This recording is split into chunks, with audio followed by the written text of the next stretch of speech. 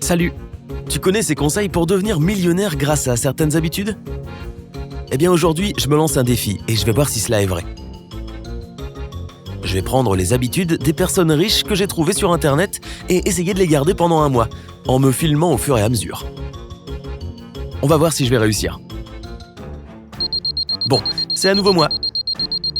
C'est le premier matin de mon challenge et il est super tôt. 5h du matin. Tous les sites que j'ai vus disent que se lever tôt permet de bien commencer la journée, mais je ne suis pas sûr que ce soit fait pour moi. Je veux regarder la télé... Non, pas maintenant.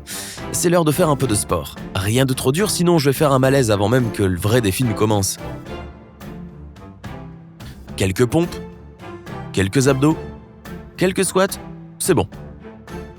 Étonnamment, je me sens mieux maintenant. On dirait que mon sang circule plus vite et je me sens réveillé. Je vais aller prendre une douche et ensuite un bon petit déjeuner. Des œufs brouillés et une tasse de café n'ont jamais eu si bon goût. Il est 5h30 et les choses sérieuses commencent. J'ai encore 2 heures avant d'aller travailler, ce qui représente plein de temps pour finir tout ce que j'ai en tête. Je vais regarder mes mails. Et il y a aussi un peu de ménage et de vaisselle à faire. 7h45, c'est l'heure de se préparer. Mon appart est tout propre, je ne pensais pas que ça me ferait tant de bien. Ce n'est pas une mauvaise idée de se lever tôt.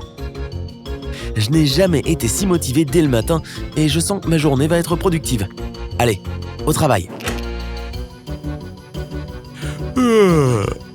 Il est 12h45, j'ai déjà fait plein de choses mais mon énergie du matin s'étiole. Je me sens assoupi.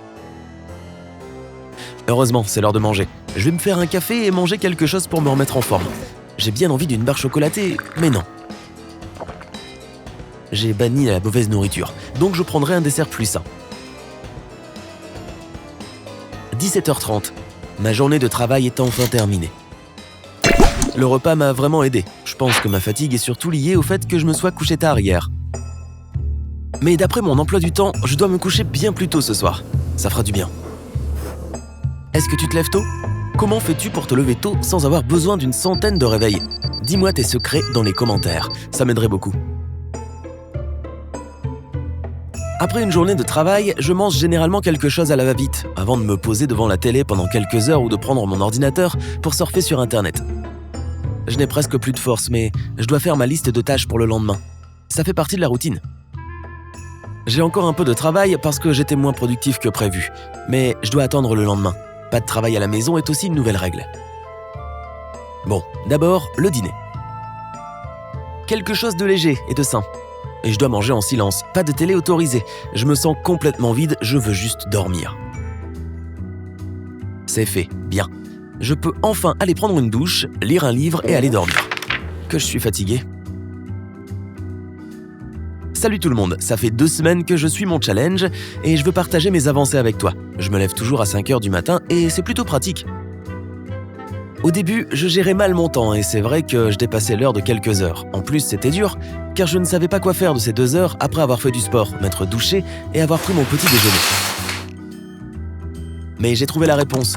Je rattrape la charge de travail que je n'ai pas pu finir la veille. C'est au matin que je me sens le plus efficace, donc c'est le seul moment pour le faire. Vers midi, j'ai toujours aussi peu d'énergie et j'ai l'impression que ça s'empire. Je commence à oublier des choses et à décrocher à tel point que mes collègues sont parfois obligés de répéter ce qu'ils me disent pour que je comprenne. Je suis de moins en moins productif, donc j'ai bien peur que ces 2 heures le matin ne suffisent bientôt plus à tout rattraper. Mais bon, je n'ai pas fini mon expérience, alors je continue. Par contre, je me suis bien habitué à la routine du soir. Je rentre à 19h, je cuisine mon dîner et je prévois mon jour suivant bien plus vite qu'avant. J'ai appris à cibler les choses principales, ce qui m'aide beaucoup. J'établis mes priorités et mon emploi du temps est bien plus ordonné. Les meilleures parties de la journée sont celles quand j'enlève un item de ma liste de choses à faire. Quand j'ai fini de prévoir ma journée du lendemain, je prends une petite douche fraîche. L'eau froide donne envie de s'enfouir dans sa couette et c'est exactement ce que je fais. Je saute dans mon lit pour lire un livre. Pas un livre aléatoire, attention. Les personnes qui réussissent essaient d'apprendre sans cesse, donc je lis peu de fiction. Ensuite, quand je suis réchauffé, j'éteins les lumières et je m'endors. Voilà mes 2 premières semaines. Je te ferai mon compte rendu dans 2 autres semaines. À bientôt. Salut!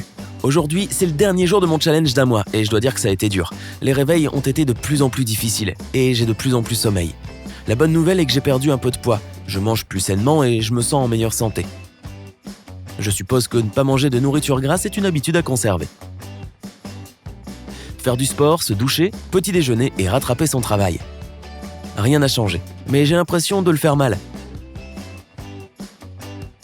Je n'aurais peut-être pas dû commencer à travailler de la maison le matin, mais c'est le moment où j'ai le plus d'énergie, alors je ne veux pas perdre de temps.